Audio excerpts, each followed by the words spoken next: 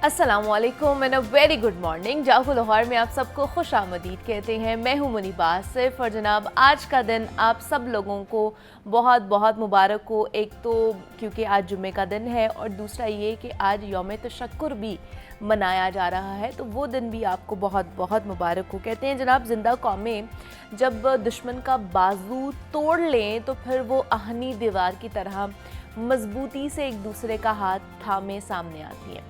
इसमें कोई शक भी नहीं है कि पाकिस्तानी कौम को भारत की इश्तियाल अंगेजियों ने फिर से एक कौम बनाया और भारत की जानिब से पाकिस्तान पर 6 मई की शब बराह रास्त मिसाइल फायर किए गए और जिसमें मुतअद्दिद मासूम शहरी भी शहीद हुए।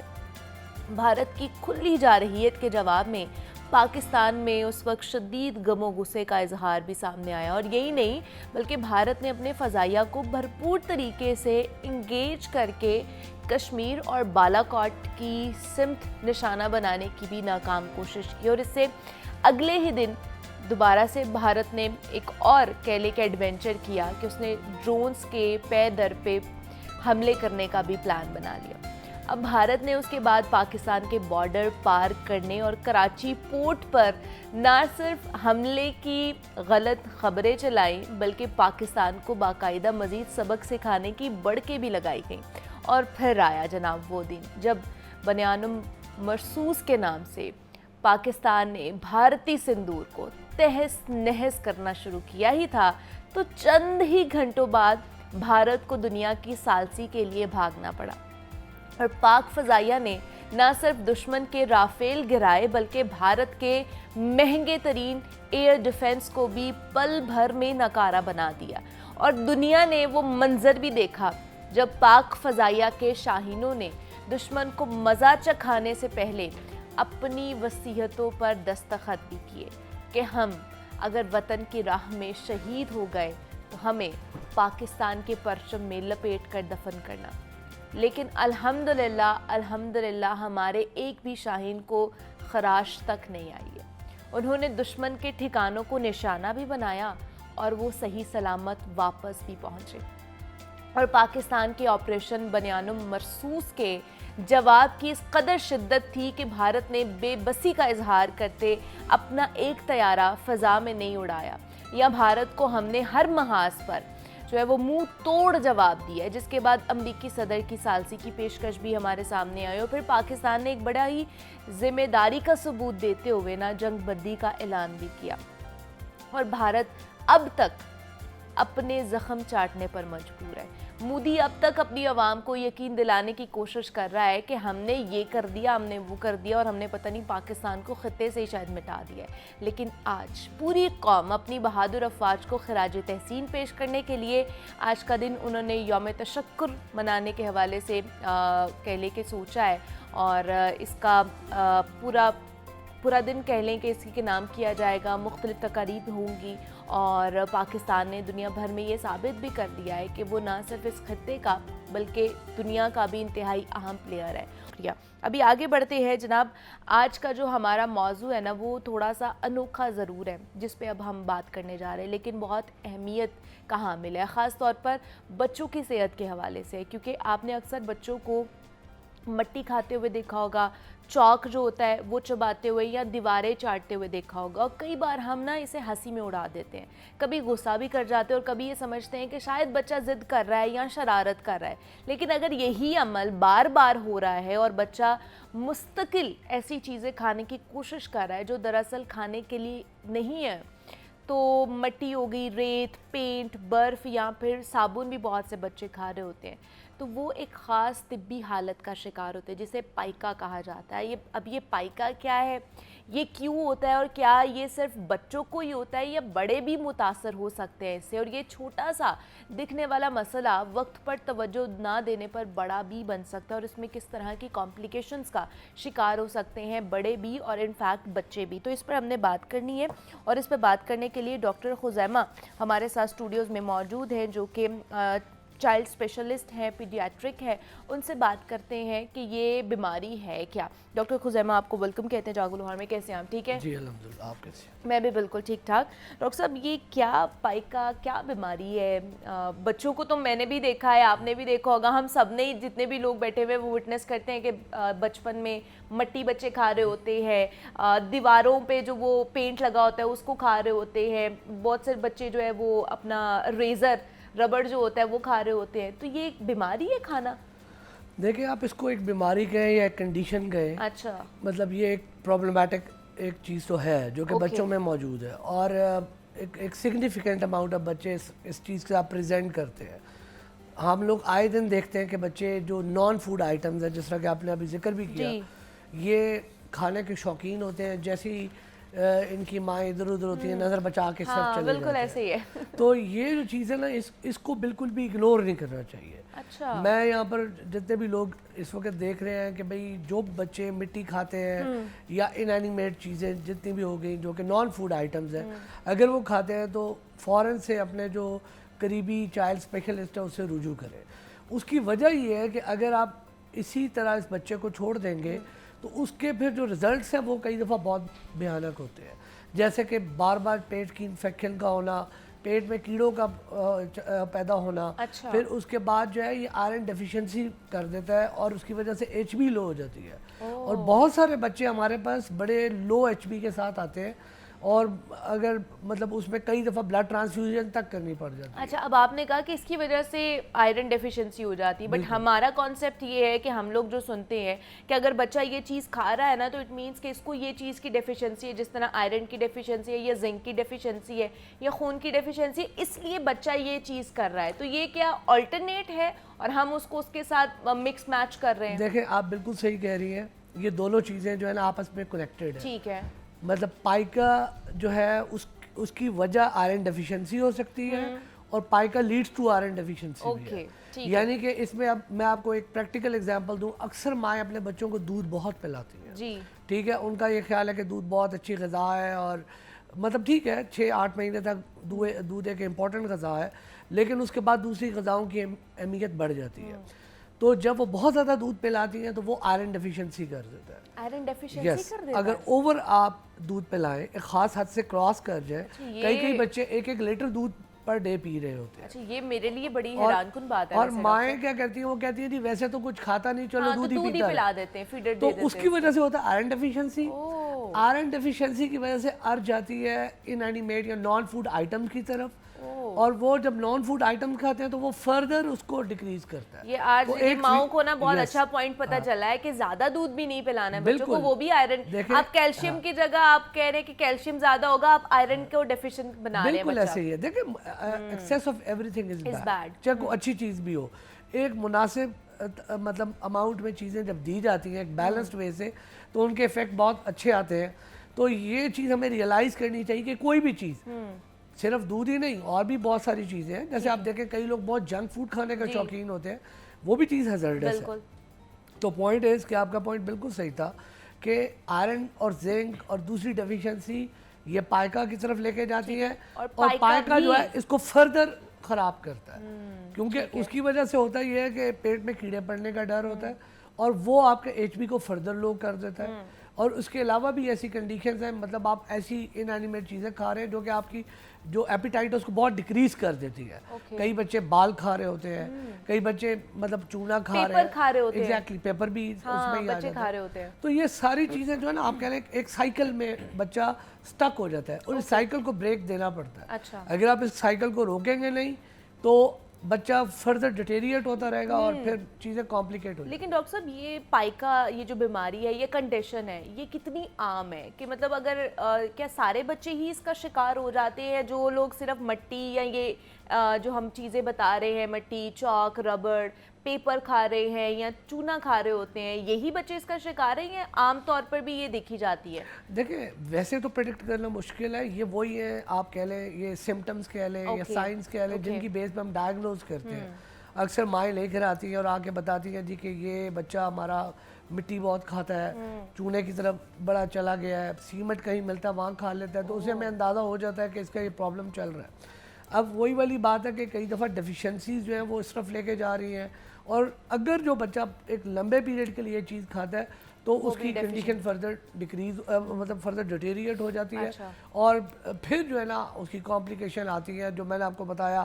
اکثر ان بچوں میں پیٹ کے کیڑے بہت زیادہ ہیں, ٹھیک ہے, ان کے پیٹ میں بہت درد ہوتا ہے, کئی دفعہ سٹمک انفیکشن کی وجہ سے وومٹنگ کے ساتھ آ جاتے ہیں, اور میں نے بتایا آئرن ڈیفیشنسی کی وجہ سے بہت پیل ہوتے ہیں, اور پھر جو ایچ بی لو ہونے کی وجہ سے کمپلیکیشن ہے کئی دفعہ ان کے ساتھ بھی پریزنٹ کرتے ہیں لوگ. تو بیسیکلی پھر یہی آ جاتا ہے کہ آپ کا صفائی بہت امپورٹنٹ ہے, ٹھیک ہے, اور ہمیشہ ایک بیلنس ڈائٹ کی طرف بچوں کو لے کے جائیں تاکہ ان میں نیوٹریشنل ڈیفیشنسیز ہی نہ ہو. نیوٹریشنل ڈیفیشنسیز نہیں ہوں گی تو ان کی ارج نہیں ہوگی, ارج نہیں ہوگی تو آٹومیٹکلی وہ اسٹیبل رہیں گے. لیکن کچھ سائیکولوجیکل کنڈیشن بھی ایسی ہیں جو کہ پائکا کی طرف لے کے جاتی ہیں. کچھ ڈیولپمنٹل پرابلمز ہیں, جیسے آپ نے دیکھا ہوگا جو ڈیولپمنٹل ڈیلیڈ بچے ہوتے ہیں جو کہ آپ کے برین ان کے گروتھ صحیح نہیں ہوتی, ان میں بھی یہ چیز پائی جاتی ہے, اور کچھ اور سرٹن میڈیکل کنڈیشن ہے جس میں بھی یہ چیزیں دیکھی جاتی ہیں. لیکن جو بچے آپ کے پاس آتے ہیں پھر ان کا کیا ٹریٹمنٹ ہوتا ہے, کس طرح کی چیزیں یا کس طرح کا ٹریٹمنٹ, اور اس کے بعد وہ مکمل طور پہ ٹھیک ہو جاتے ہیں اور یہ پائکا کا شکار نہیں ہوتے ہیں؟ ہاں اچھا, ایک چیز آپ کی جو آپ نے سوال پوچھا تھا وہ رہ گیا کہ بھئی میں بتانا چاہتا ہوں ایک سگنیفیکنٹ بچے آتے ہیں اس کنڈیشن کے ساتھ, نہ ہی آپ کہہ لیں کہ مطلب بہت تھوڑی ہے, نہ ہی ایسے ہیں کہ آپ کہیں کہ بہت زیادہ, لیکن ایک مناسب. ڈاکٹر صاحب آپ ہمیں بتا رہے تھے کہ اس کا ٹریٹمنٹ کیا ہو سکتا ہے, اگر آپ کے پاس جیسے بچے آتے ہیں تو اس کا کیا ٹریٹمنٹ ہوتا ہے, اور وہ اس ٹریٹمنٹ کے بعد بالکل ٹھیک ہو جاتے ہیں اور اس طرح کی جو چیزیں وہ نہیں کھاتے ہیں؟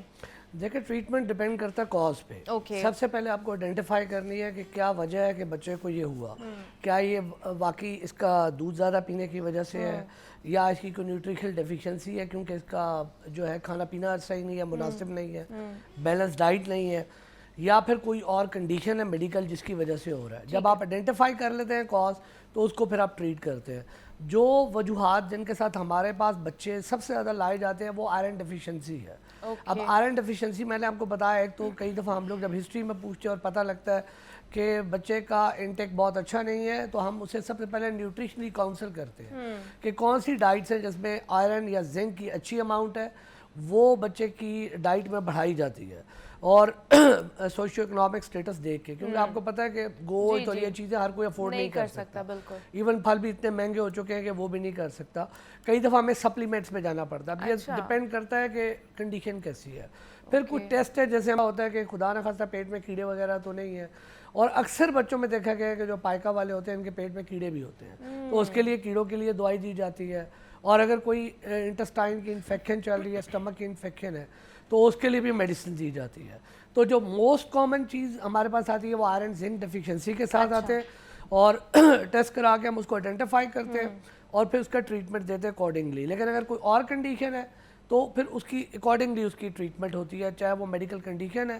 لیکن اس میں نیوٹریشنل کاؤنسلنگ تقریباً ماں کو ہر اس میں کرنی پڑتی ہے, لیکن اور باقی جو ٹریٹمنٹ ہے وہ اسپیسیفک کاز ریلیٹڈ ہوتا ہے کہ اس کی ایگزیکٹ کاز کیا تھی جس نے کیا. وہ یہ ہے کہ کاز آئیڈینٹیفائی کر کے ڈاکٹر ساری چیزیں ٹیسٹ وغیرہ کر کے پوچھ کے پھر اس کے بعد ٹریٹمنٹ ریکمینڈ کرتے ہیں کہ کیا ٹریٹمنٹ ہوگا. وہ کاؤنسلنگ بھی ہو سکتی ہے پیرنٹس کی کہ آپ ہائیجین کا خیال رکھیں, زیادہ سے زیادہ جو دودھ کا استعمال آپ کریں اس کو لمیٹڈ کریں, اور ساتھ جو سالڈ چیزیں ہیں وہ بھی بچوں کو انٹروڈیوس کرائیں تاکہ ان کی نیوٹریشن جو ڈیفیشنسی ہے وہ پوری ہو سکے. تو پائکا کے حوالے سے ہم بات کر رہے تھے, یہ بیماری ہے کیا اور اس کو کس طرح ٹریٹ کیا جا سکتا ہے. ڈاکٹر خزیمہ بخاری صاحب ہمارے ساتھ موجود ہے. ڈاکٹر صاحب بہت شکریہ آپ کا کہ آپ آئے. بریک لیتے ہیں, یہاں پہ ملتے ہیں اس بریک کے بعد.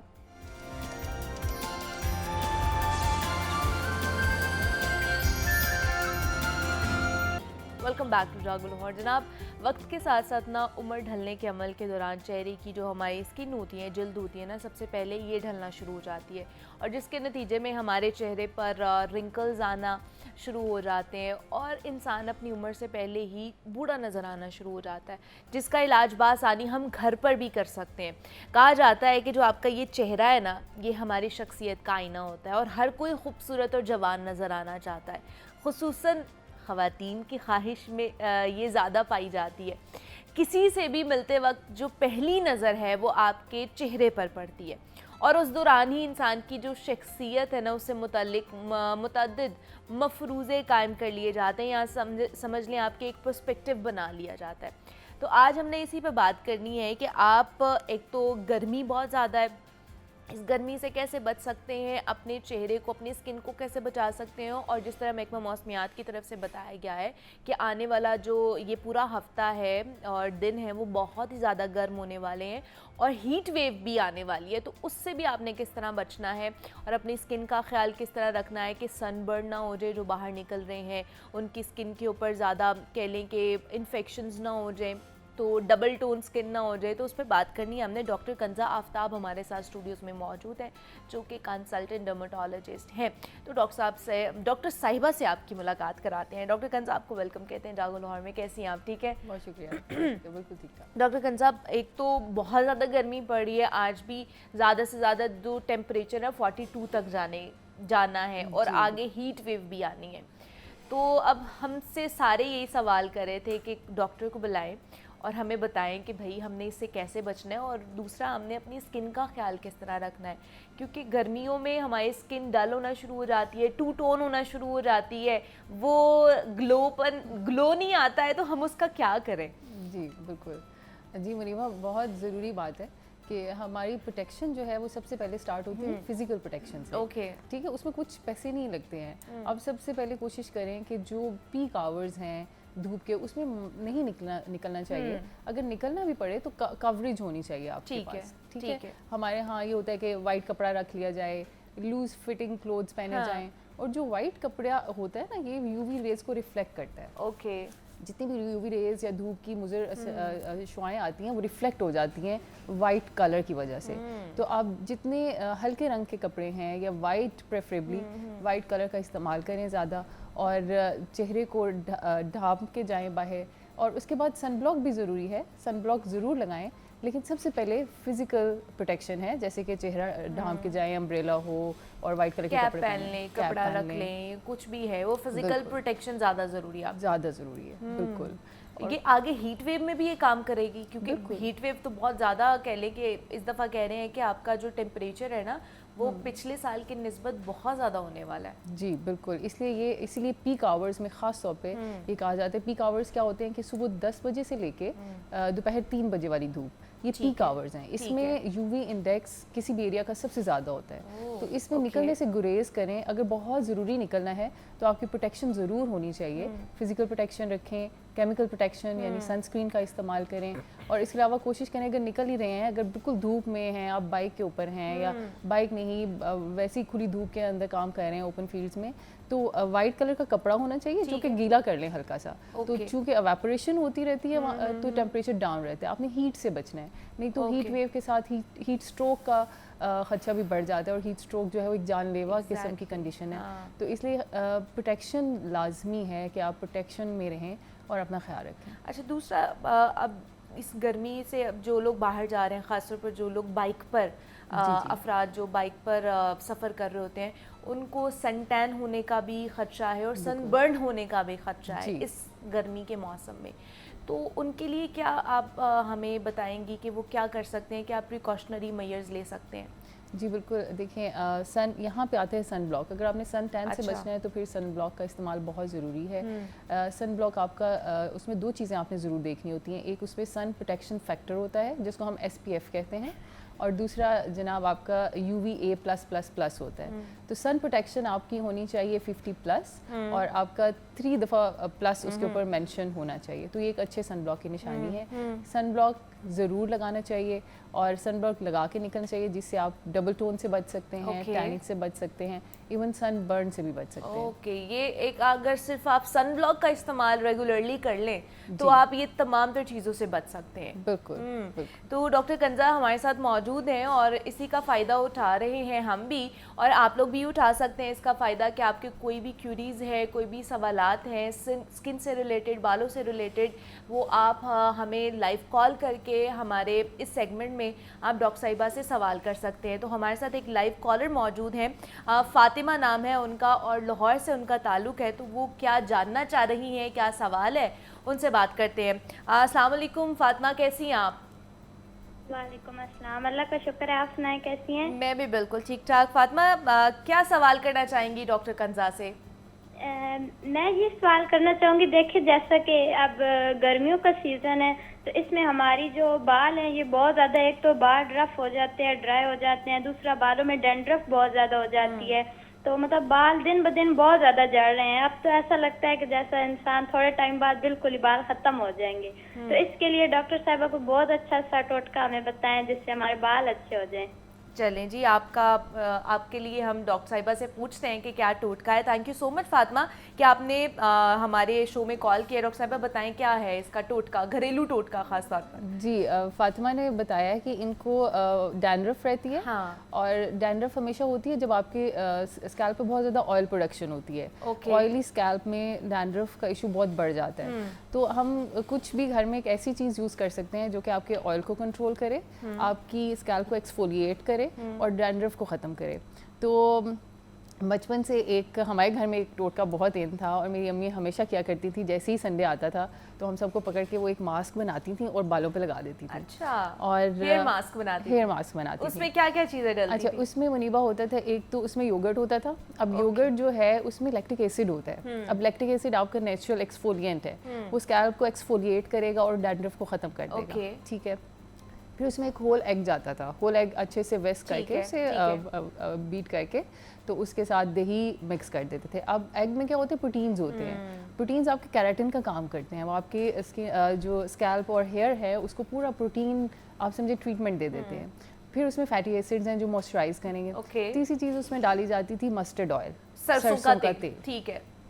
अब सरसों का तेल जो है उसकी मॉइस्चराइजिंग इफेक्ट्स बहुत अच्छे हैं। तो ये तीनों चीज़ें मिलके मैं आपको बताऊं पूरा हफ्ता बालों की शाइन, सिल्की हो जाते थे, डैंड्रफ खत्म हो जाती थी। अच्छा। तो जो आपको एवरी अदर डे शैम्पू करना पड़ता है ऑयल को ख़त्म करने के लिए, वो नहीं करना पड़ता था। तो एक बहुत बेहतरीन मास्क है, अगर ये घर में इस्तेमाल करें तो मेरा ख्याल है कि फौरी तौर पर रिजल्ट आते हैं। लेकिन इसको रिपीटेडली करना होगा एवरी वीक। एवरी वीक आप संडे के संडे जो है ना आप ये वाला मास्क हर सर पे लगा सकते हैं। अच्छा, दूसरा फातिमा का ये भी था कि उनके बाल एक तो पतले बहुत ज्यादा हो रहे हैं और गिर रहे हैं, हेयर फॉल का भी मसला है ना, डैंड्रफ की वजह से आपके हेयर फॉल भी हो रहा होता है बहुत ज्यादा। तो उसके लिए भी यही मास्क चलेगा या उसके लिए कुछ और करना पड़ेगा? जी, ये मास्क तो चलेगा, लेकिन अब और भी कुछ चीज़ें, अब हेयर फॉल के साथ हमें कॉजेज देखनी होती हैं। कॉजेज जैसे कि अगर न्यूट्रिशनल डेफिशिएंसी है, आयरन डेफिशिएंसी है, तो हमें मल्टीविटामिन्स या आयरन सप्लीमेंट्स लेने होंगे। इसके अलावा कुछ और चीज़ें हैं जो हम स्कैल्प की एग्जामिनेशन करके देखते हैं किस तरह का हेयर लॉस है, पूरे सर से बाल जा रहे हैं या कहीं एक हिस्से से पैटर्न हेयर लॉस है, तो उसका इलाज थोड़ा सा डिफरेंट हो जाता है। लेकिन चूंकि इन्होंने घरेलू टोटका और हैक पूछा था, तो ये हैक करने से काफ़ी हद तक बालों की सेहत वापस आ जाती है। ओके, चलें जी, एक और हमारे साथ कॉलर मौजूद हैं, डॉक्टर कंजा सायरा बानो हैं जो कि मुल्तान से जिन्होंने हमें कॉल की है। तो अस्सलाम वालेकुम सायरा, कैसी हैं आप? हेलो। ठीक, आप बताएं आप कैसे हैं? मैं भी बिल्कुल ठीक ठाक। सायरा, मुल्तान से आप कॉल करिए, एक तो बहुत शुक्रिया, दूसरा क्या डॉक्टर कंजा से सवाल करना चाहेंगी? मेरे फेस पे ना पिगमेंटेशन बहुत ज्यादा है। अच्छा, तो उसके वजह से मैं मतलब कोई घरेलू टोटका बता दें जिससे मैं तो मुझे मेरा मसला हल हो जाए। ठीक है, आपके फेस पे पिगमेंटेशन ज्यादा है, उसके हवाले से आप घरेलू टोटका जानना चाह रही हैं? जी। चलें जी, thank you so much Saira आपका कि आपने कॉल की। पिगमेंटेशन के हवाले से क्या टोटके हो सकते हैं घर में? अच्छा, पिगमेंटेशन एक बड़ा ही क्या कहेंगे रेजिस्टेंट इशू है, जो तो बहुत अच्छी मेडिकेशंस और टॉपिकल क्रीम्स लगाने से मुश्किल से हल होता है। तो घरेलू टोटके बहुत इसमें इफ़ेक्टिव नहीं हो सकते, लेकिन हाँ कुछ चीज़ें जैसे जो साइंस बेस्ड चीज़ें हैं, जैसे कि पोटैटो या आलू का इस्तेमाल। आलू के अंदर कोजिक एसिड होता है, कोजिक एसिड हमारी ब्राइटनिंग क्रीम्स में भी होता है, तो वो ब्राइटन करता है आपके छाइयों को, डबल टोन को ख़त्म करता है। तो घर में अगर कुछ यूज़ कर सकते हैं सेफली तो दैट इज़ आलू को काट के बस उसको थोड़ी देर के लिए रब करें फेस के ऊपर और उसके बाद उसे वॉश कर लें। ज़्यादा देर तक नहीं रखना, नहीं तो इरिटेट करेगा, उसमें कोजिक एसिड होता है। तो ये एक साइंस बेस्ड या एविडेंस बेस्ड बात है जो ये कर सकते हैं। اس کے علاوہ میرے خیال میں ڈائریکٹ لیمن کبھی نہ لگائیں. کچھ لوگوں کو میں نے دیکھا ہے ڈائریکٹ لیمن لگاتے ہوئے. ٹمیٹو بھی لگا رہے ہوتے ہیں لوگ. ٹمیٹو ریلیٹیولی سیف ہے, لیکن لیمن کا تو ایسیڈک کانٹینٹ بہت زیادہ ہے, تو اس سے الٹا اریٹیٹ ہو جائے گی اسکن, اریٹیشن سے انفلیمیشن سے پھر اور پگمنٹیشن. تو اس لیے کوئی بھی اگریسو ٹریٹمنٹ آپ نے گھر میں نہیں کرنا. ہربل ٹریٹمنٹس کو بس یہ دیکھ لینا ہے آپ نے کہ آپ کو الرجی نہ ہو ان سے. تو اس لیے جب بھی کوئی گھر میں کوئی چیز بتاتے ہیں ہم کہتے ہیں کہ پہلے کان کے پچھلے حصے میں لگا کے دیکھیں, ٹیسٹ کر لیں, چیلنج ٹیسٹ اس کو کہتے ہیں. 48 آورس بیفور لگا کے دیکھ لیں, اگر کوئی اریٹیشن ریڈنس نہیں ہے تو پھر سیفلی آپ پگمنٹ والے ایریا میں بھی لگا سکتے ہیں, کیونکہ پگمنٹ کو خراب ہوتے دیر نہیں لگتی. تو اس لیے بی ویری کیئرفل. تو پہلے ٹیسٹ کریں, جو بھی ایلو ویرا بھی لوگ لگاتے ہیں, ٹمیٹو میں بھی برائٹنگ ایجنٹس ہوتے ہیں, بلیچنگ ایجنٹس ہوتے ہیں, تو آپ بالکل ٹمیٹو بھی یوز کر سکتے ہیں, آلو بھی یوز کر سکتے ہیں, لیکن پہلے ٹیسٹ ضرور کر لیں. اچھا دوسرا ڈاکٹر کنزا یہ کہتے ہیں کہ آئرن ڈیفیشنسی کی وجہ سے بھی آپ کو پگمنٹیشن ہونا شروع ہو جاتی ہے. بالکل. دیکھیں 3 میجر وجوہات جو ہیں پگمنٹیشن کی, اس میں سب سے بڑی ہارمونل کازز ہیں. جیسے پریگنینسی میں اکثر خواتین کو چھائیاں پڑ جاتی ہیں, میلاسما آ جاتا ہے. پھر ہارمونس کے علاوہ آپ کی آئرن ڈیفیشنسی ہے, نیوٹریشنل اور ڈیفیشنسیز بھی آپ کو پگمنٹیشن کرتی ہیں, جیسے وائٹامن B12 کی ڈیفیشنسی بھی آپ کو پگمنٹ کرتی ہے, وہ آپ کے پورے باڈی پہ پگمنٹ آتا ہے. اچھا ٹھیک ہے. اور اس کے علاوہ جو ہے جناب آپ کے دوسرے ہارمونل ایشوز کرتے ہیں, اور ایک تیزی سے وزن کا گرنا.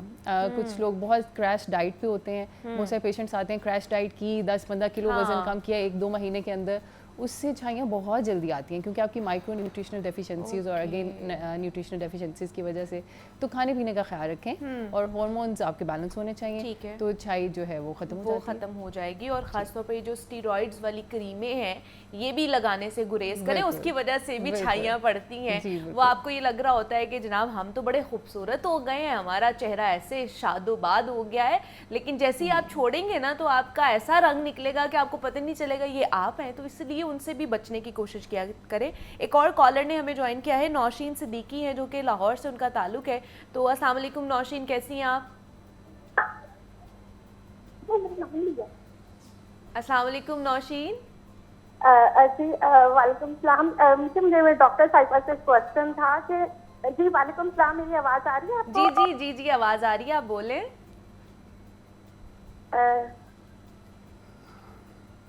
نوشین آپ کو آواز آ رہی ہے؟ جی بالکل. ہاں جی میڈم میرا یہ کوشچن تھا کہ میرا نا ہارمونس کا ایشو ہے, دیٹس وائی نا میرے چہرے پہ بہت زیادہ بال آ گئے ہیں. تو کیا میں اس کے لیے پھٹکری یوز کر سکتی ہوں, یا اس کے علاوہ اگر کوئی ٹوٹکا ہے تو کائنڈلی پلیز مجھے گائیڈ کر دیں. اچھا, ان کا یہ کہنا ہے کہ ان کو ہارمونل پرابلم ہے جس کی وجہ سے ان کے فیس پہ بال بہت زیادہ آ گئے, تو وہ پھٹکری جو ہوتی ہے وہ یوز کر سکتی ہیں یا پھر کوئی اور چیز یوز کر سکتی ہیں؟ دیکھیں ہارمونل ایشو میں کچھ بھی چیز آپ چہرے پہ یوز کریں گے اسے کوئی افاقہ نہیں ہوگا, چاہے وہ پھٹکری ہے یا کوئی بھی ٹوٹکا ہے. اس کا جو روٹ کاز ہے وہ ہارمونز ہیں. اب ہارمونل ایشو منیبہ زیادہ آتا ہے جیسے آپ کا ویٹ گین ہوتا ہے, ٹھیک ہے, تو موسٹ پرابلی ان کا ویٹ گین ہوا ہوگا, ویٹ گین ہونے کے ساتھ ان کے بال جھڑ رہے ہوں گے, ایکنی بھی آ رہی ہوگی, چہرے پہ بال بھی آ رہے ہوں گے, اور ساتھ میں سائیکلز ارریگولر ہو گئے ہوں گے. تو اس میں جو سب سے جو گھر میں کرنے والی بات ہم بتاتے ہیں وہ یہ کہ آپ ڈیلی 1 گھنٹے کی واک کریں یا ایکسرسائز کریں. آپ کا جیسے ہی 2-3-4 kgs وزن گرے گا, آپ دیکھیں گے کہ آپ کے ہارمونز بیلنس ہونا شروع ہو جائیں گے, آپ کے سائیکلز ریگولر ہو جائیں گے, آپ کی اسکن بہتر ہونا شروع ہو جائے گی, بال گرنا رک جائیں گے, اور الٹیمیٹلی جو بال آپ کے چہرے پہ آ چکے ہیں وہ بھی تھوڑے کم ہونا شروع ہو جائیں گے. لیکن پھر بھی ایک دفعہ جب بال آ جاتے ہیں ہارمونل ایشو میں تو اسے لیزر ہیئر ریموول کی ضرورت پڑتی ہے, کیونکہ وہ ٹرمینل ہیئر ہوتے ہیں, وہ بڑے تھک ہیئر ہوتے ہیں, وہ کسی ٹوٹکے سے جانے والے نہیں ہیں. سب سے پہلے اپنے ہارمونس کو بیلنس کریں, اور گھر میں کرنے کے لیے صرف ایکسرسائز کریں. ایکسرسائز سے کافی چیزیں سیٹل ہو سکتی ہیں. ٹھیک ہے, مطلب اگر ہارمونل کا پرابلم ہے تو پھر وہ آپ ایکسرسائز یا ویٹ لاس کریں, دین یہ پرابلم ٹھیک ہو جاتا ہے. بٹ چہرے کے بالوں کو ہٹانے کے لیے صرف لیزر ہی ہے, یا پھر آج کل جیسے وہ ڈرما کچھ ایسے بھی چیزیں ہیں, وہ پھر دوسری چیزیں بھی, ٹنکل ریزرز بھی آئے ہوئے ہیں, یہ چیزیں پھر لوگ ویکسنگ بھی کراتے ہیں, تھریڈنگ بھی کرا رہے ہوتے ہیں فیس ہیئرز کے لیے. جی بالکل, یہ ٹھیک ہیں یہ چیزیں؟ یہ ٹھیک ہے, لیکن یہ پرماننٹ سولوشن نہیں ہے. لائک یہ آپ کو اگر آپ ٹنکل ریزر کر رہے ہیں تو ایوری 3rd ڈے کرنا پڑے گا, اور ایوری 3rd ڈے کرنے سے اکثر جیسے پیشنٹس آتے ہیں وہ کہتے ہیں کہ بال اور موٹے ہو رہے ہیں. جب جیسے آپ ٹنکل ریزر یوز کرتے ہیں تو بالوں کی تھکنیس بڑھنا شروع ہو جاتی ہے, آلدو وہ ایلیوژنل ہوتی ہے کیونکہ آپ بالوں کی نوک کاٹ رہے ہوتے ہیں تو وہ اس کی موٹائی زیادہ نظر آ رہی ہوتی ہے. لیکن یہ پرماننٹ سولوشن نہیں ہے. یہ آپ ویکسنگ یا تھریڈنگ یا شیونگ جو ہے وہ تو آپ کو ریگولر بیسس پہ کرنا پڑے گا. لیکن اگر آپ پرماننٹ کوئی سولوشن ڈھونڈ رہے ہیں تو اس میں ایفلورنیتھین لوشنز ہوتے ہیں جو کہ آپ ڈیلی صبح شام لگائیں گے تو 30% آپ کی ریڈکشن ہو جائے گی ہیئر میں. یہ ہم لیزرز کے ساتھ بھی کمبائن کرتے ہیں, انڈیویجولی بھی دیتے ہیں. جو لوگ جن کی لیزرز تک ایکسیس نہیں ہے وہ ایفلورنیتھین لوشنز یوز کرتے ہیں تو 30% تک تقریباً امپروومنٹ ہو جاتی ہے. اچھا, اور یہ والا لوشن جو ہے مل جاتا ہے اویلیبل ہوتا ہے میڈیکل اسٹور سے آرام سے مل جاتا ہے. تو جو نہیں جا سکتے ہیں ڈاکٹر کے پاس لیزر کے لیے وہ یہ والا لوشن صبح شام یوز کر سکتے ہیں, 2 دفعہ یہ یوز کر سکتے ہیں تو ان سے تھوڑا بہت ان کو فرق پڑے گا. اور اگر بہت زیادہ ہے تو اس کے لیے آپ کو ڈاکٹر کے پاس ہی جانا پڑے گا. ایک اور کالر ہیں جنہوں نے ہمیں جوائن کیا ہے, سیرش ہیں جو کہ راولپنڈی سے, انہوں نے ہمیں کال کی ہے. السلام علیکم سیرش. السلام علیکم سیرش. وعلیکم السلام. کیسی ہیں آپ؟ ٹھیک ہے جی جی میں ٹھیک ہوں, آپ کیسی ہیں؟ میں بھی بالکل ٹھیک ٹھاک. سیرش کیا سوال کرنا چاہیں گی ڈاکٹر صاحبہ سے؟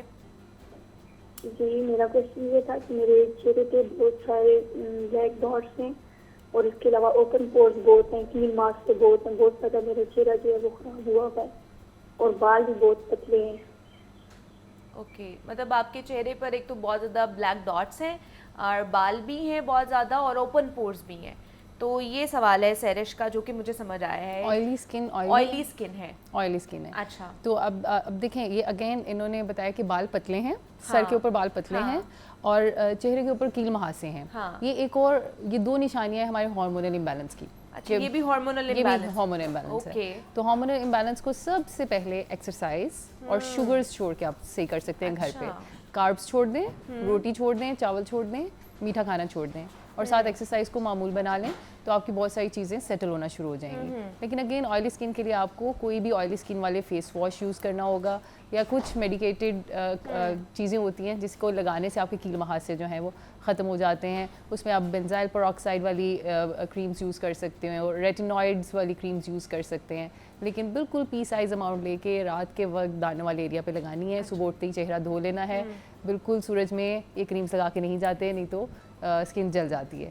تو یہ کر سکتے ہیں گھر میں, اسے کرنے سے کافی حالات اچھے ہو جائیں گے. اور خاص طور پر اگر رات میں آپ یہ کریمز لگا رہے ہیں نا تو صبح آپ نے سن بلاک لازمی لگانا ہے. ایگزیکٹلی, بالکل. اس کے بعد اگر آپ باہر نہیں جائیں گے ورنہ آپ کی اسکن جل جائے گی. یہ بھی آپ نے خیال رکھنا ہے. اچھا, فٹافٹ انہوں نے اوپن پورز کا بھی بتایا ہے کہ مجھے اوپن پورز بھی ہیں, تو اس کے لیے کیا کریں؟ اوپن پورز کے لیے گھر میں کرنے کے لیے یہ ہے کہ روز واٹر رکھیں, اسپرے باٹل میں ڈال کے فریج میں رکھ دیں اور صبح شام اس کا اسپرے کریں. یہ بہت اچھا ٹونر ہوتا ہے اور آرگینک ہوتا ہے ٹوٹلی, تو آپ کو الرجیز نہیں کرتا. تو آپ صبح شام اس کا استعمال کریں گے تو آئل پروڈکشن آپ کی کنٹرول رہے گی اور اوپن پورز شرنک ہونا شروع ہو جائیں گے. ٹھیک ہے جی. اوپن پورز کے لیے آپ کو یہ ہم نے آرام سے اور سادہ سا ٹوٹکا بتا دیا ہے کہ آپ جو روز واٹر ہے اس کا استعمال کریں. تو یہ ٹونر بھی ہے اور آپ کو اچھا فیل بھی کرائے گا. تو ہمارے ساتھ ڈاکٹر کنزا موجود تھی. Doctor Kinza, thank you so much for coming, اور اتنے اچھے آپ ہمیں ریمیڈیز بتا کے جا رہی ہیں. اور امید کرتے ہیں کہ جتنے بھی کالرز نے ہمیں کال کیا اور جو بھی دیکھنے والے ہیں ان کی آج کی جو پرابلمس تھی جن کو ہم نے کرٹیل کرنے کی کوشش کی ہے وہ سالو ہو گئی ہوں گی. تو یہاں پہ ایک چھوٹی سی بریک لینی ہے, میں نے ملتے ہیں اس بریک کے بعد.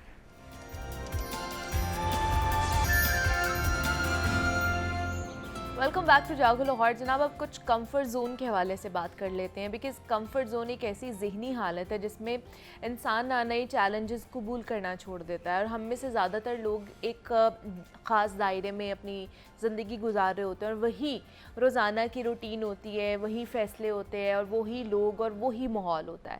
اس دوران ہم ایسے کاموں کو ترجیح دیتے ہیں جن میں نہ تو زیادہ رسک ہو اور نہ ہی ہمیں زیادہ محنت کرنی پڑے. اب کمفرٹ زون میں زیادہ عرصہ رہنا بھی آپ کے لیے بڑا خطرناک ثابت ہو سکتا ہے. اس میں ہمیں وقتی سکون تو ملتا ہی ہے, لیکن کیا یہ ہمیں آگے بڑھنے میں مدد دیتا ہے؟ کیا ہم زندگی میں کوئی بڑا مقصد, کوئی بڑا خواب یا کوئی کامیابی صرف آرام دہ جگہ پر بیٹھ کر حاصل کر سکتے ہیں؟ تو اس کا جواب بالکل نہیں ہے.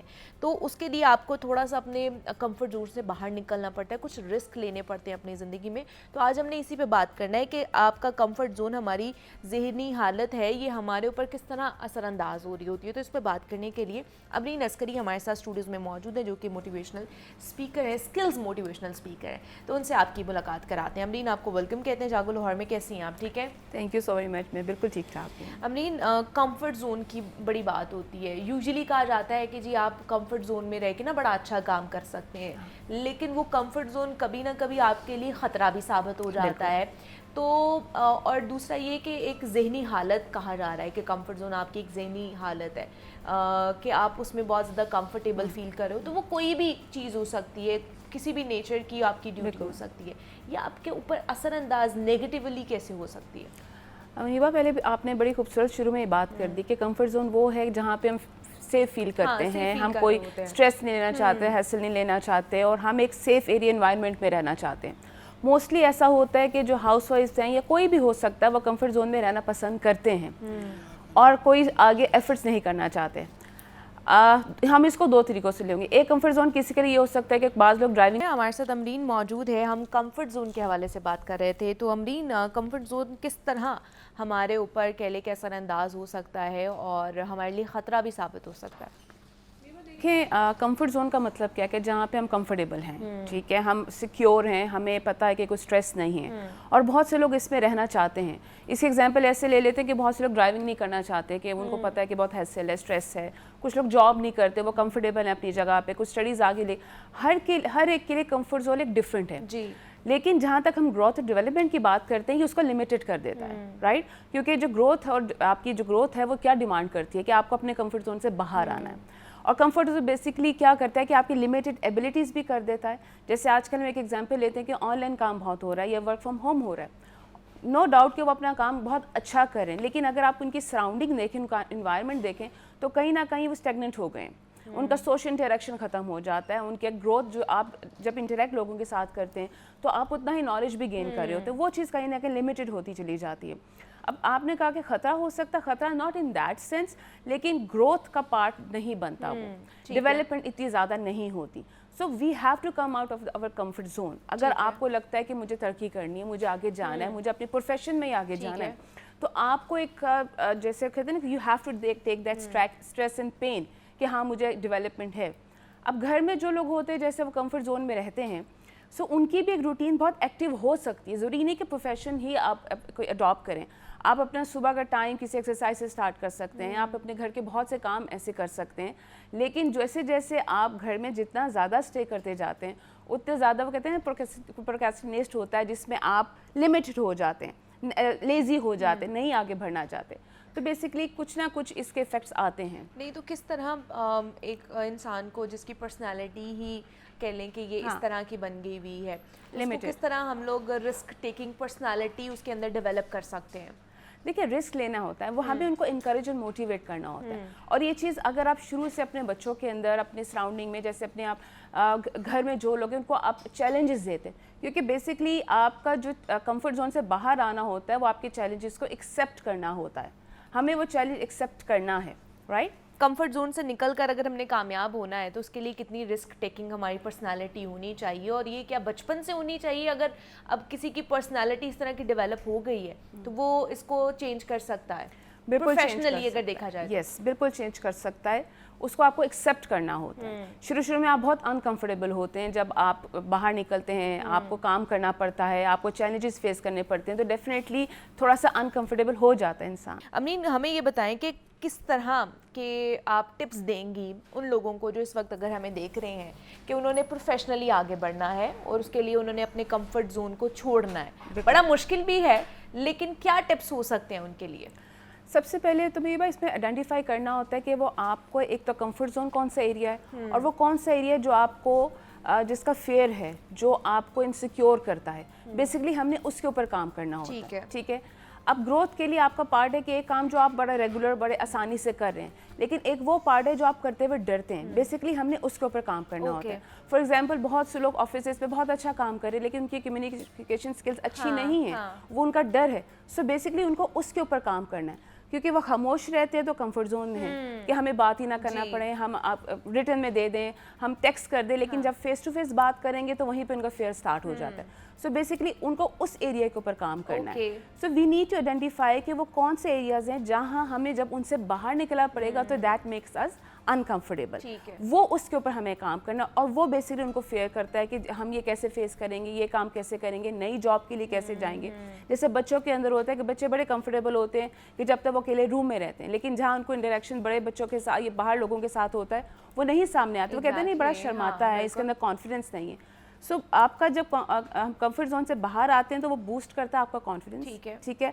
आप न्यू स्किल्स सीख सकते हैं, आप नए लोगों से डायरेक्शन करते हैं, उसके लिए आपको लोगों से मिलना पड़ता है, आपको डिफरेंट इवेंट्स अटेंड करने पड़ते हैं अगर आप प्रोफेशन उसका पार्ट हैं, आप वर्कशॉप्स अटेंड करें, आप सेमिनार्स अटेंड करें, ताकि आप एक तो गेन करें वो कॉन्फिडेंस, और जो मिसिंग पार्ट है आपका उसके ऊपर काम करने की ज़रूरत है, और उसके ऊपर काम करना शुरू कर दें तो मेरे ख्याल में लाइफ बहुत बेहतर होती है। और ये लाइफ में किसी वक्त भी हो सकता है, ये ज़रूरी नहीं कि हम पहले नहीं करते थे तो अब कैसे करेंगे। It is easy but you need to work on yourself. ठीक है, मतलब ये है कि आपको सबसे पहले अपनी पर्सनालिटी में देखना है कि कौन कौन से ग्रे एरियाज हैं जिसके ऊपर काम करने की जरूरत है। यहाँ तो वो आपका ब्लैक होना चाहिए रे, यहाँ पर वो वाइट होना चाहिए, ग्रे नहीं रहना चाहिए।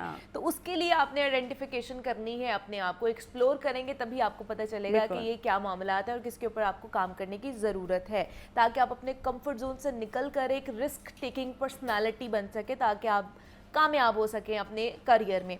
तो हमारे साथ अमरीन अस्करी मौजूद थी। Amreen, thank you so much कि आप आई और इसके ऊपर हमने बात करने की कोशिश की है। ब्रेक लेते हैं, यहाँ पे मिलते हैं इस ब्रेक के बाद।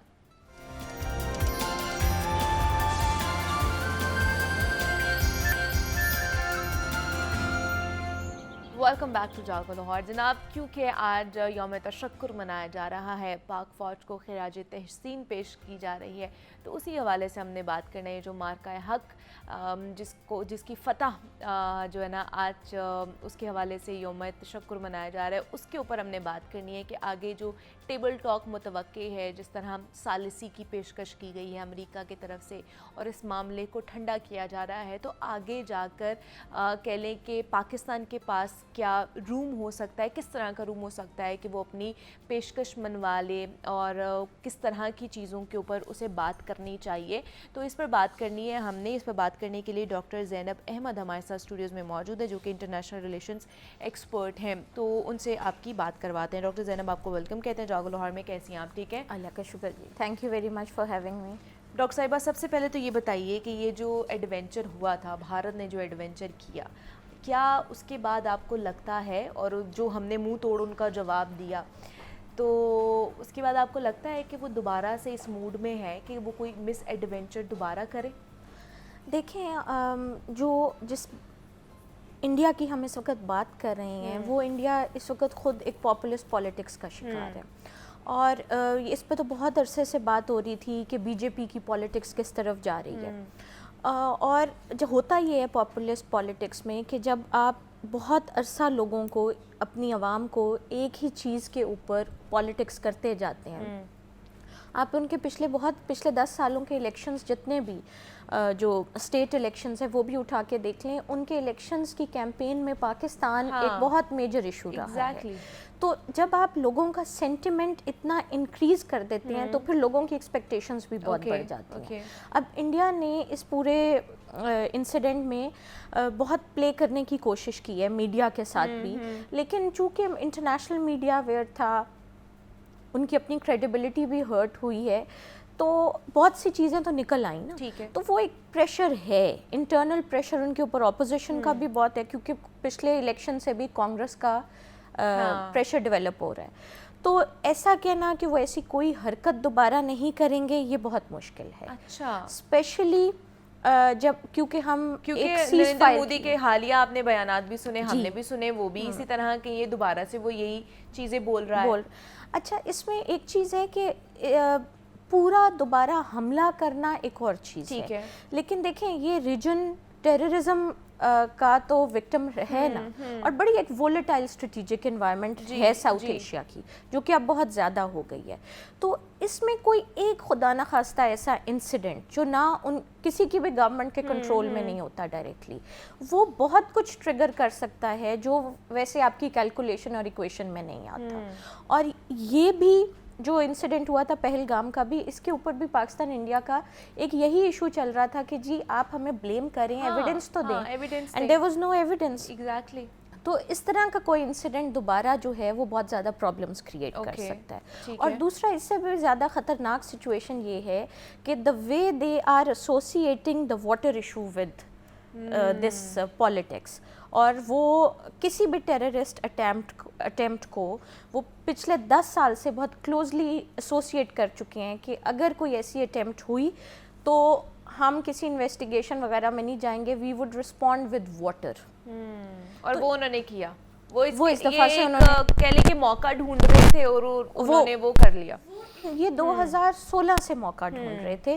پہلا کمیشن پرائم منسٹر مودی نے 2016 میں بٹھایا تھا یہ انڈرسٹینڈ کرنے کے لیے کہ وہ کیسے ٹریٹی کو ریووک کر سکتے ہیں, جو کہ اس وقت نہیں ہو سکا, اور ٹریٹی میں بھی ایسی کوئی پروویژن نہیں ہے. لیکن اس دفعہ تو پھر وہ انہوں نے کچھ انٹرنیشنل انوائرمنٹ ایسی چل رہی تھی, اس سے بہت انکریجمنٹ ملی. اور اسپیشلی میں سمجھتی ہوں کہ جو فلسطین میں کیا ہے اسرائیل نے, اس سے بہت انکریجمنٹ ملی ہے, اور اس سے international norms, international values, international institutions وہ بہت بری طرح انڈرمائن ہوئے ہیں. لیکن اس کو یہ بھول گیا تھا کہ وہ غزہ تھا جس کے پاس اپنی فوج نہیں تھی, اپنا انفراسٹرکچر نہیں تھا. ہمارے پاس وہ فوج ہے جو کہ بتاتی ہے کہ جب وہ حملہ کرتی ہے پوری دنیا دیکھتی ہے, اس کی گونج سنتی ہے پوری دنیا. اصل میں یہ ان کو 2019 میں بھی اندازہ ہو گیا تھا, لیکن پھر بھی وہ غلطی کرتے ہیں, ہمیشہ وہ غلطی کرتے ہیں. اور لیکن اس دفعہ میرا خیال ہے کہ چونکہ انہوں نے بڑی غلطی کی اور انہوں نے ہماری جو پاپولیٹڈ ایریاز تھے ان وہاں پر اٹیک کیا, اور اس کے بعد وہ دے کنٹینیوڈ اٹیکنگ. تو وہ جو رسپانس کیا ہے that has change the strategic environment of south Asia for ever now. یہ ایک بہت بڑا ٹرننگ پوائنٹ آبویسلی. اچھا, اب جیسے ڈاکٹر زینب, اب ثالثی کے معاملات چل رہے ہیں, امریکہ نے بھی کہا ہے کہ اب ہم اس چیز کو اوور کم کرنے کی کوشش کرتے ہیں, سولوشن کی طرف جاتے ہیں, ٹیبل ٹاک بھی متوقع ہے پاکستان اور بھارت کے درمیان. تو کیا لگتا ہے آپ کو کہ اس کے تھرو ہم کن کن ایشوز پہ ہمیں بات کرنی چاہیے اور جو لازمی ہے اور وہاں پہ ہم منوا بھی سکتے ہیں ان چیزوں کو؟ دیکھیں, ایک تو انڈیا اس سارے کے بعد خود بیک فٹ پہ چلا گیا ہے کہ پریزیڈنٹ ٹرمپ نے اپنی ٹویٹ میں کہہ دیا کہ جی کشمیر پہ بات کریں, اور کشمیر کو جو یہ بالکل بائی لیٹرل رکھنا چاہ رہے تھے, اور جو ریووک کی آرٹیکل 370 اور ان کا خیال تھا کہ اب وہ بالکل یونین ٹیریٹری کا پارٹ بن گیا ہے, وہ ایشو ایک دفعہ دوبارہ انٹرنیشنلائز ہو گیا.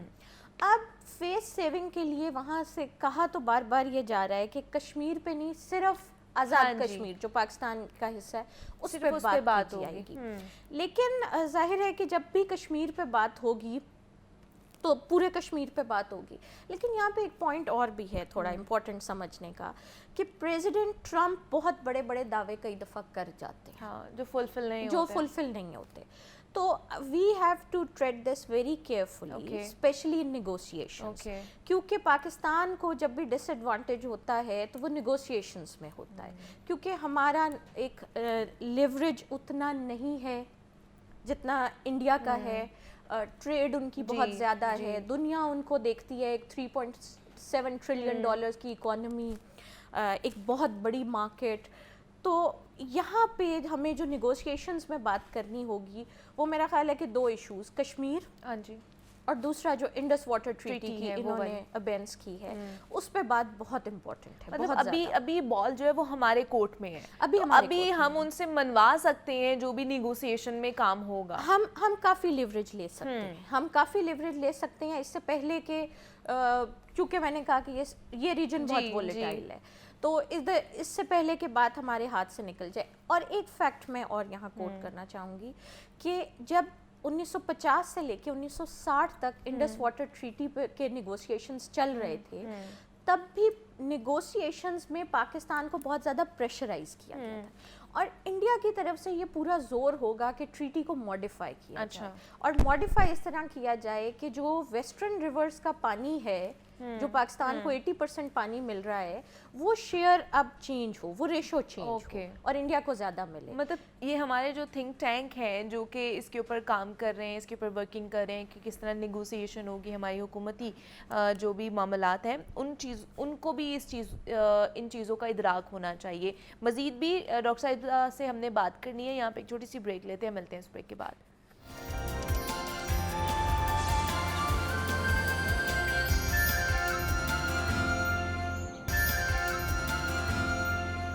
वेलकम बैक टू जागो लाहौर। जनाब, हम बात कर रहे हैं पाकिस्तान और भारत के दरमियान जो कशीदगी चल रही है उसके ऊपर कि इंटरनेशनली किस तरह इसको देखा जा रहा है और हमारे पास क्या क्या कह लें कि लेवरेज मौजूद है कि नेगोशिएशन के लिए जब हम जाएंगे तो हम किन किन मामलात पर बात कर सकते हैं। तो इस पर बात कर रहे हैं, डॉक्टर ज़ैनब हमारे साथ मौजूद हैं। तो डॉक्टर साहिबा, जिस तरह हम ये इंडस वाटर ट्रीटी के ऊपर बात करें, इसने पहले भी ये मामला किया कि इसको सस्पेंड कर दिया, जो कि बनता नहीं था जब तक दोनों म्यूचुअली बैठ के कोई डिसाइड ना करें। भारत ने पहले ये खिलाफ वर्जी की। अब अगर दोबारा से हम लोग उनके साथ बात करते हैं तो ये तो भारत का वतीरा रहा है ना कि वो कोई भी कह ले कि मामलात करता है, वो इस तरह के प्रोपेगेंडा करता रहता है, खिलाफ वर्जियाँ करता रहता है। तो अब दोबारा उससे बात करेंगे तो आपको लगता है कि मुस्तकबिल में भी ये इंडस वाटर ट्रीटी का मसला दोबारा से बन सकता है, दोबारा से वो खिलाफ वर्जी करेगा इसकी? देखिए, मेरा ख्याल ये है कि ये एक डेकेड के लिए कम से कम ये मसला हमारे साथ चलता रहेगा अगर हमने आज स्ट्रॉन्ग फुटिंग पे इसको निगोशिएट ना किया। ओके। कल एक बड़ी स्ट्रॉन्ग स्टेटमेंट आई है वर्ल्ड बैंक के प्रेसिडेंट की, अजय बंगा की, और उन्होंने बड़ा क्लियरली बता दिया है कि ऐसी कोई प्रोविज़न ट्रीटी में मौजूद नहीं जिससे कोई एक पार्टी इसको यहाँ सस्पेंशन की तो इंटरनेशनल लॉ के तहत भी कोई ट्रीटीज नहीं। ये तो तब से बात हो रही जब से इसने सस्पेंड किया है इस ट्रीटी को। अब ये है कि ये एक जो इन्होंने पोजीशन ली है वो ये है कि अबेयंस में है, हमने कुछ अरसे के लिए रोकी हुई है रही है, उसको किस तरह आगे लेकर जाना है। तो डॉक्टर साहिबा हमें बता रही थी कि ये मामला जो चल रहे हैं।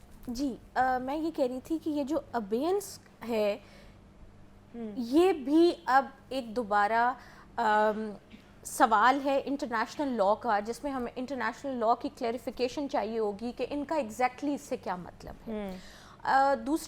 दूसरी ये है कि हम जब सब एक इंस्टीट्यूशन की तरफ देख रहे हैं इसमें जो है वर्ल्ड बैंक जी, लेकिन हमें ये समझना होगा कि वर्ल्ड बैंक की कोई आर्बिट्रेरी पावर नहीं है। वर्ल्ड बैंक सिर्फ फैसिलिटेटर था ये ट्रीटी साइन कराने में भी, और अब भी जो कॉन्फ्लिक्ट होता है इसके तहत उस कॉन्फ्लिक्ट रेजोल्यूशन में वो एक आर्बिट्रेरी पावर्स के बगैर सिर्फ एक फैसिलिटेशन का रोल प्ले कर सकता है।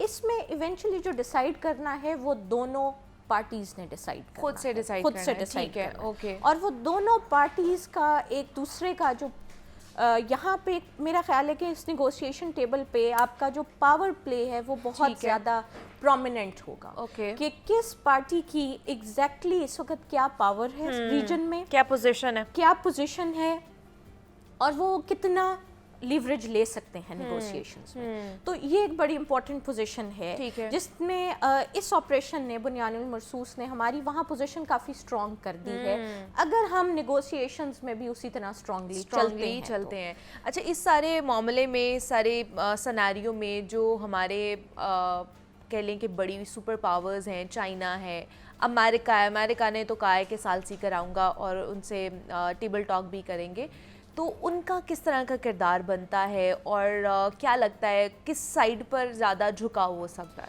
देखें, जहाँ तक बात है चीन की, तो चीन ने तो अपनी पोजीशन काफ़ी क्लियरली वाज़े कर दी है कि उसने पाकिस्तान की साइड ली है।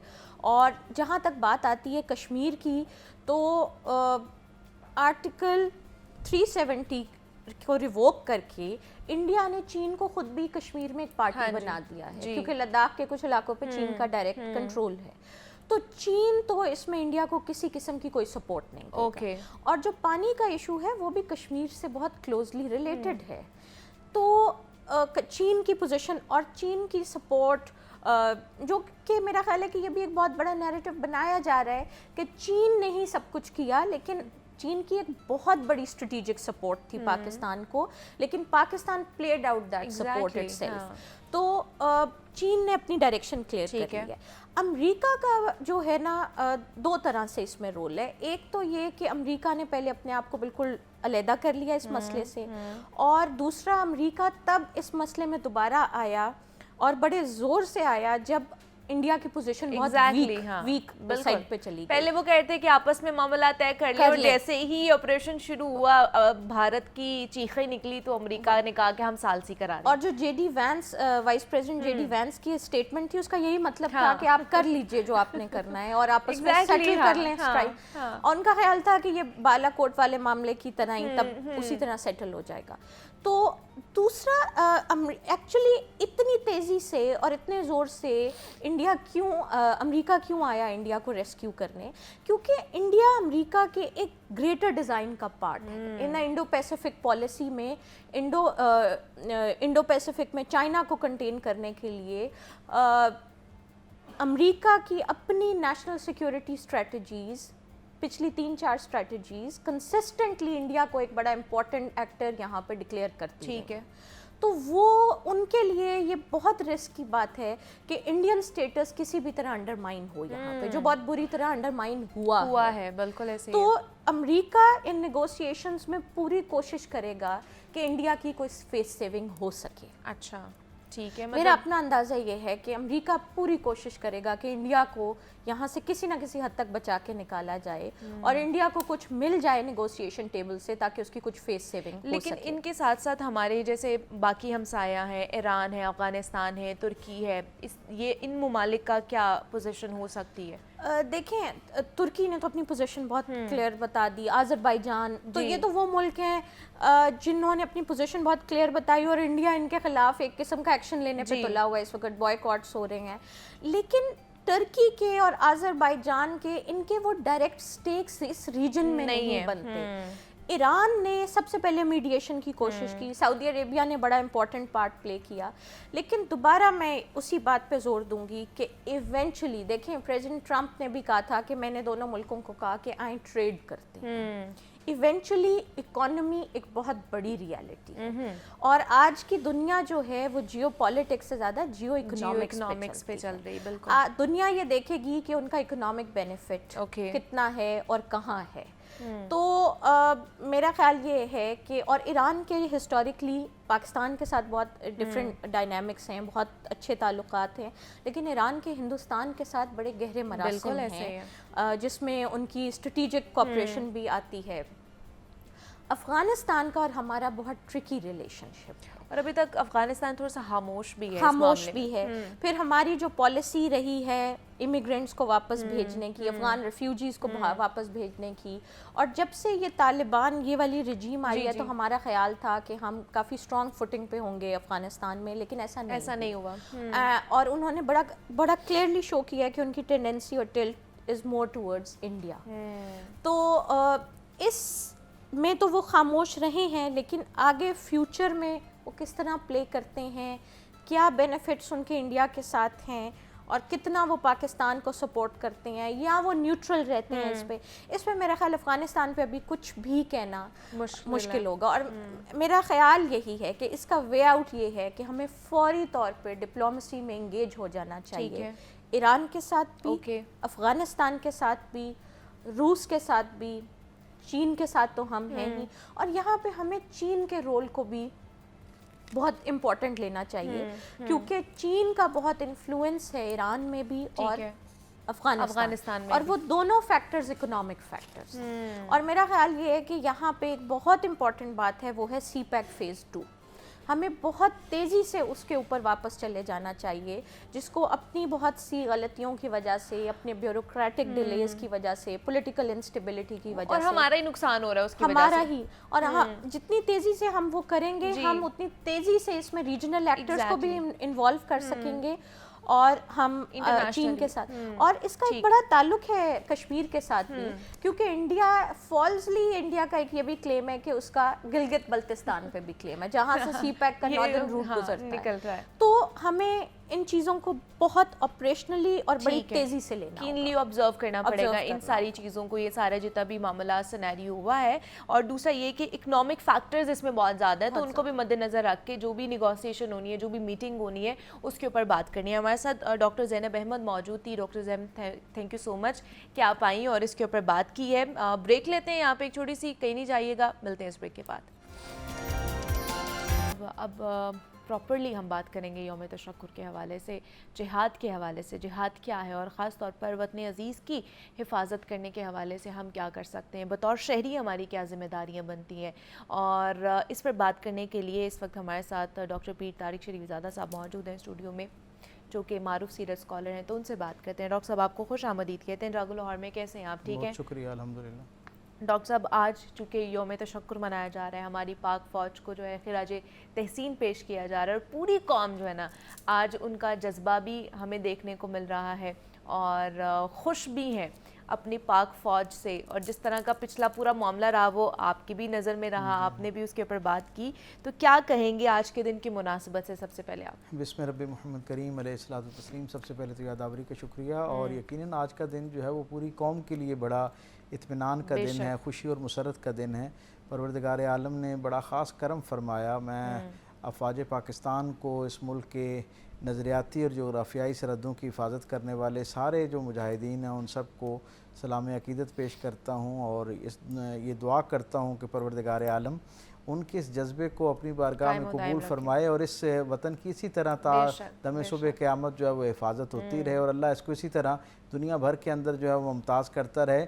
हमारे मुखालिफ ने तो हम पर इस अंदाज़ में जो है वो अपनी सारी तवानाइयाँ सर्फ करने का ऐलान किया था कि गोया खुदा न खास्ता हमें सफ़े हस्ती से मिटाना चाहता है। लेकिन आप ये देखें कि जब अल्लाह तबारक व तआला किसी के जज्बे को कबूल फरमाता है और उसने नीयत का उसे फल अता करना शुरू करता है, तो फिर इस तरह दुनिया भर के अंदर एक ज़ाहिरी तौर पर आने वाली आफत आपकी इज़्ज़त अफजाई का बायस हो जाया करती है। और यकीनन पाकिस्तान को दुनिया कदर मंजिलत की निगाह से देखती है, इसकी दीगर अहमियतों के साथ साथ। लेकिन ये जो पिछला मैं समझता हूँ एक अशरा यानी 10 दिन गुजरे हैं, इनके अंदर तो अल्लाह ने इस मुल्क की इज़्ज़त को कई गुना जो है वो बढ़ा दिया है और दुनिया भर की तवज्जो जो है वो एतराफ़ी अंदाज में, तहसीन के अंदाज में, हौसला अफजाई और ताज़ीम के एतबार में जो है वो पाकिस्तान की तरफ जो है वो उठ रही हैं। अल्लाह इस सिलसिले को इसी तरह जो है वो कायम और अच्छा, ये मार्का देखकर मुझे बदर का जो मामला है वो याद आ जाता है कि वहाँ पर भी हमारी तादाद, मुसलमानों की तादाद कम थी और जो काफिर थे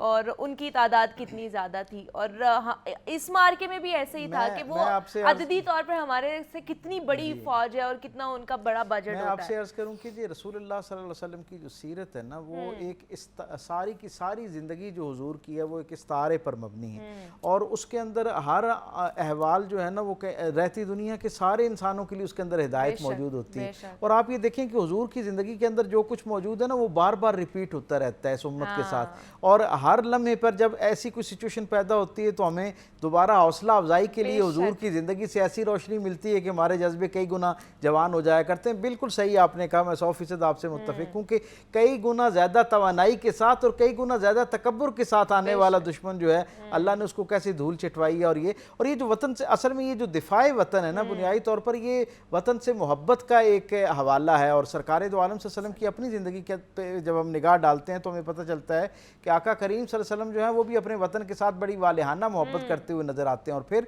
आप ये देखें कि इस वतन की हिफाजत का आलम ये है, ये इतना संजीदा मामला है और इतना अहम मामला है कि सरकार खत्मी मरतबा सल्लल्लाहु अलैहि वसल्लम जब मदीने के ऊपर हमले का ख़तरा महसूस करते हैं तो खंदक के मरहले पर हुजूर खुद असहाब में सबसे पहला कुदाल उठाने वाले हैं और पहला पत्थर उठाने वाले हैं। यानी अपने वतन की, अपने मुल्क, अपने शहर की हिफाजत के लिए जो अमली तौर पर मैदान में उतर कर पहला कदम उठाया वो सरकार दो आलम सल्लल्लाहु अलैहि वसल्लम ने उठाया। और फिर ये जो सरहदों की हिफाजत करने वाले लोग हैं और सरहदों को कायम रखने वाले और महफूज रखने वाले लोग हैं, इनके बारे में तो सरकार दो आलम सल्लल्लाहु अलैहि वसल्लम ने इतनी इनकी इज़्ज़त अफजाई फरमाई है, इतनी बशारतें हैं कि एक तवील वक्त तक जो है इस पर गुफ्तगू की जा सकती है। हुजूर ये फरमाते हैं कि दुश्मन का जो सरहद जहाँ पर ये दुश्मन के दर आने का यानी अंदर दाखिल होने का ख़तरा हो, वहाँ पर एक रात का अगर कोई शख्स पहरा देता है, हुजूर फरमाते हैं कि 1000 साल तक की 1000 दिन की इबादत से बेहतर है वो एक रात का जो वहाँ का क़याम है। फिर सरकार दो आलम सल्लल्लाहु अलैहि वसल्लम एक मकाम पर ये फरमाते हैं कि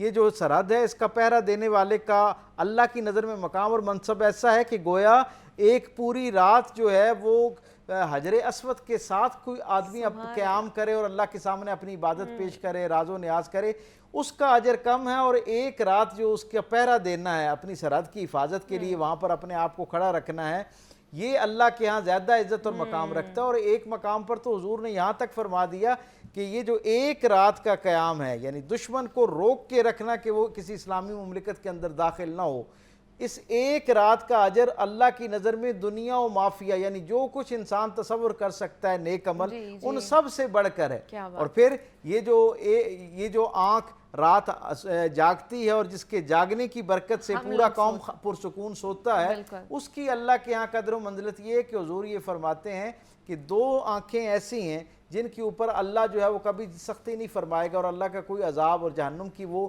جو اس کا جو سیک ہے وہ تک نہیں محسوس کریں گے، اس کی گرمی جو ہے وہ تک نہیں محسوس کریں گے. اور وہ 2 کون سی آنکھیں ہیں؟ ایک وہ جو اللہ کی خشیت میں، اللہ کے خوف اور جلال کے سبب جو ہے جس کی آنکھ سے آنسو نکل آتا ہے وہ آنکھ، اور دوسری جو دشمن کی سرحد کے اوپر پہرا دیتے ہوئے جو آنکھ جاگتی رہتی ہے، جس آنکھ کی برکت سے باقی لوگ جو ہیں وہ پرسکون نیند جو ہے وہ اس میں جاتے ہیں اور اطمینان کے ساتھ جاتے ہیں. اس ایک آنکھ کا اجر اللہ کے ہاں جو ہے وہ اس درجے کا ہے کہ اسے جہنم سے آزادی کا پروانہ عطا کر دیا گیا. اور پھر ایک اور اس حوالے سے آخری بات جو میں سامعین و ناظرین تک پہنچانا چاہوں گا کہ آپ یہ دیکھیں کہ یہ جو سرحد کی حفاظت کا عمل ہے نا، یہ اتنا عظیم المرتبت ہے. حضور یہ فرماتے ہیں کہ جو 2 گروہ سب سے پہلے جنت میں داخل ہوں گے نا، ان میں سے ایک گروہ وہ ہوگا جنہوں نے سرحد کی حفاظت کے لیے اپنے آپ کو کھڑا کیا ہوگا.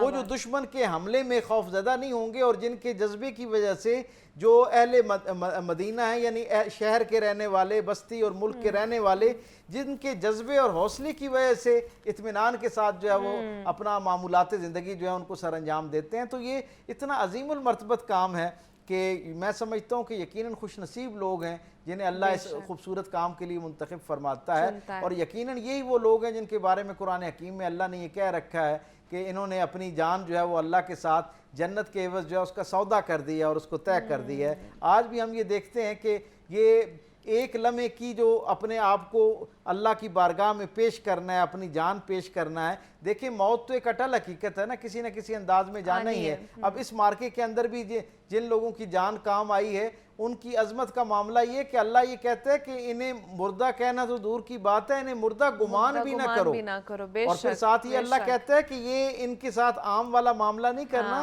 ان کے بارے میں عام گمان بھی نہیں کرنا. یہ میرے خاص لوگ ہیں اور ان کی شان یہ ہے کہ اللہ ان کو اپنی جناب سے کھلاتا ہے اور اپنی جناب سے پلاتا ہے. اور اس سرحد پہ حفاظت کے بارے میں بات کر رہے ہیں تو اس طرف سرکار دو عالم صلی اللہ علیہ وسلم نے ایک اور عزت افزائی بھی ان کی فرمائی. حضور نے فرمایا کہ جو آدمی سرحد پر حفاظت کرتے ہوئے کھڑا رہتا ہے اللہ کے دین کو قائم رکھنے کے لیے اور اللہ کے نام پر بننے والے ملک کے لیے جو آدمی اپنے آپ کو کھڑا رکھتا ہے، اگر اس کے دل ہر آدمی کا عمل موقوف ہو جاتا ہے، لیکن اگر اس نے دل میں کوئی نیک عمل کی، خیر کے عمل کی نیت بھی کر رکھی تھی نا، اس کا وہ صدقہ جو ہے وہ عمل جو ہے وہ صدقہ جاریہ کے طور پر قائم رہتا ہے. اور جس دن سورج طلوع ہونا ہے مغرب کی طرف سے، اس وقت تک اللہ رب العزت اس کے عمل کو ہر روز ہر ساتھ بڑھاتا رہتا ہے. اس لیے جب وہ قیامت کے دن اللہ کے سامنے پیش ہوگا تو عظیم الشان اجر کے ساتھ اللہ کے ہاں پیش کیا جائے گا. اور اس کا اجر اس اعلیٰ عرفہ درجے کا ہوگا کہ جو صالحین ہوں گے، جو اللہ کے نیک بندے ہوں گے،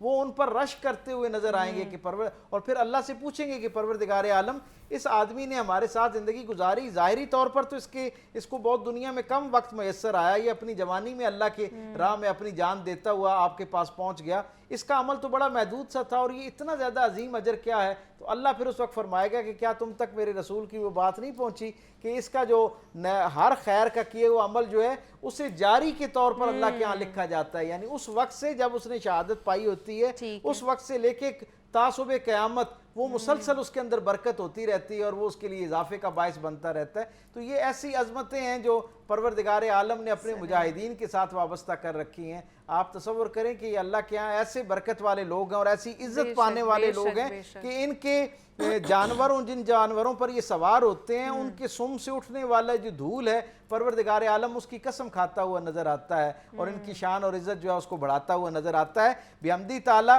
اس امت کی تاریخ جو ہے پچھلے 1500 سال کی، وہ آپ جستا جستا جس منظرنامے کی طرف بھی توجہ کرتے ہیں وہاں پر اللہ اور اللہ کے محبوب رسول صلی اللہ علیہ وسلم کے لائے ہوئے اس دین پر اور سرکار دو عالم صلی اللہ علیہ وسلم کی نسبت اور تعلق سے اپنی جانیں قربان کرنے والوں کی ایک عظیم الشان تاریخ ہے. لیکن میں بڑے فخر مان اور تشکر آمیز لہجے کے ساتھ یہ بات کہہ سکتا ہوں کہ میرے وطن نے پچھلے 75 برس کی تاریخ، 78 برس کی تاریخ اس بات پر گواہ ہے کہ جب اس ملک کے اوپر جو ہے وہ دشمن نے میلی آنکھ سے دیکھا ہے، ہمارے مجاہدین نے دنیا کے لیے ایک مثال قائم کی ہے کہ وطن کے ساتھ محبت کا اظہار کرنا، اس کے ترانے پر احترام سے کھڑا ہونا، یہ تو دنیا بھر میں موجود ہے.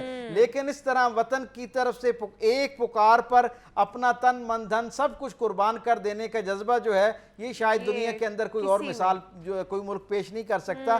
ہمارے ساتھ دیکھیں نا، ہمارے مخالف جو ملک تھا اس کے اسباب کس درجے کے تھے اور وہاں کتنی سہولیات موجود تھیں، لیکن ہم جنگ کس بنیاد پر جیتے ہیں؟ ظاہری طور پر شاید وسائل میں ہم کم ہوں گے، اسباب میں ہم کم ہوں گے، لیکن جذبے میں ہم کئی گنا ان سے زیادہ تھے. اس لیے آپ یہ دیکھیں اللہ کی نصرت جو ہے، جی اللہ نے یہ طے کر رکھا ہے کہ جو اس طرح خالص ہو کے اللہ کے لیے، اللہ کے دین کے لیے اور اللہ کے نام پر بننے والے ملک کے لیے جو ہے میدان عمل میں اترتے ہیں، پھر اس طرح ان کے لیے فرشتے جو ہیں وہ اللہ تعالیٰ جو ہے وہ آسمان سے اتارتا ہے. اور یہ ایک بڑی، آپ یہ دیکھیں کہ ہم بچپن سے ایک بات سنتے آ رہے ہیں نا کہ فرشتے آسمان سے اترتے ہیں اور فرشتوں کے آنے سے برکت جو ہے وہ آیا کرتی ہے اور مدد ملتی ہے. اصحاب بدر کے حوالے سے ہمیں یہ خبر ملتی ہے اور متعدد مواقع پر ہمیں نظر آتا ہے. 65 اور 71 کے بارے میں ہم سنتے تھے. اب میں یہ سمجھتا ہوں ہماری نوجوان نسل کے لیے اس وطن سے محبت کا ایک حوالہ اور مضبوط ہو گیا کہ اب ہم نے اپنی آنکھوں سے یہ دیکھ لیا کہ اللہ کیسے عزت عطا کرتا ہے، کہ ایک طرف جو ہے وہ سراپا عزت اور فتح جو ہے اور ایک طرف سراپا پسپائی اور شرمندگی جو ہے وہ کسی کا مقدر بنتی ہے. تو یہ مدد جب جو آتی ہے یہ صرف اس وقت آتی ہے جب وطن کی دفاع کے لیے نکلنے والے لوگ جو ہیں وہ اسی جذبے کے ساتھ نکلیں جو ریاست مدینہ کو بچانے والے لوگ جس جذبے کے ساتھ نکلے تھے. جب جذبہ اتنا خالص ہو جاتا ہے تو مدد اور نصرت اتنی غالب اور واضح ہونا شروع ہو جاتی ہے. کیا بات ہے، کیا بات ہے. یہ تو ہم نے اپنے مجاہدین کے حوالے سے، اپنے پاک افواج کے حوالے سے بات کر لیے. بطور شہری ہماری کیا ذمہ داریاں؟ یہ بہت اہم سوال ہے، اور جب میں مجاہدین کی بات کرتا ہوں تو یقیناً اس سے عرف عام میں مراد تو وہی ہیں جو وہاں پر موجود ہیں. لیکن آپ یہ جانتے ہیں کہ دنیا بھر کی تاریخ اس بات پر گواہ ہے کہ کوئی بھی قوم صرف فوج کی بنیاد پر، اسباب، وسائل اور ہتھیار کی بنیاد پر جو ہے وہ نہیں جیت سکتی ہے جب تک وہ قوم پیچھے نہ کھڑی ہو. اور ہم نے یہ دیکھا کہ اپنے جو جزوی اختلافات ہیں وہ اپنی جگہ پر، لیکن کیا خوبصورت منظرنامہ تھا کہ جس دن دشمن نے اعلان جنگ کیا اس دن سے لے کے آج کے لمحے تک بحمدی تعالیٰ پوری قوم اپنے رنگ، نسل، نظریات، سیاسی باقی سارے نظریات سے بالا تر ہو کے ایک قوم کے طور پر نظر آئی. اور نتیجہ اس کا کیا نکلا؟ نتیجہ اس کا یہ نکلا کہ پھر اللہ نے ہر آن وہ جو مدد کی شکل میں ایک برکت آ رہی تھی اس میں برکت ڈالنا شروع کر دی. اور پھر دنیا نے یہ دیکھا کہ ایک ظاہری طور پر ایسا ملک جس کی معیشت کے حوالے سے بہت ساری چیمیں گوئیاں ہو رہی تھیں، جس کے اندرونی اختلافات کے حوالے سے کئی باتیں ہو رہی تھیں، اللہ رب العزت نے اس کو کیسی لازوال عزت سے جو ہے وہ نوازا، ہمکنار کرایا. اور مار کے حق کی فتح کے حوالے سے اور اس کو آج سیلیبریٹ کیا جا رہا ہے، منایا جا رہا ہے، یوم تشکر آج منایا جا رہا ہے، اس حوالے سے ہم بات کر رہے تھے. ڈاکٹر پیر طارق شریف زادہ صاحب ہمارے ساتھ موجود تھے. ڈاکٹر صاحب بہت شکریہ آپ کے وقت کا. مجھے اجازت دیجیے، اپنا خیال رکھیے گا. اللہ حافظ.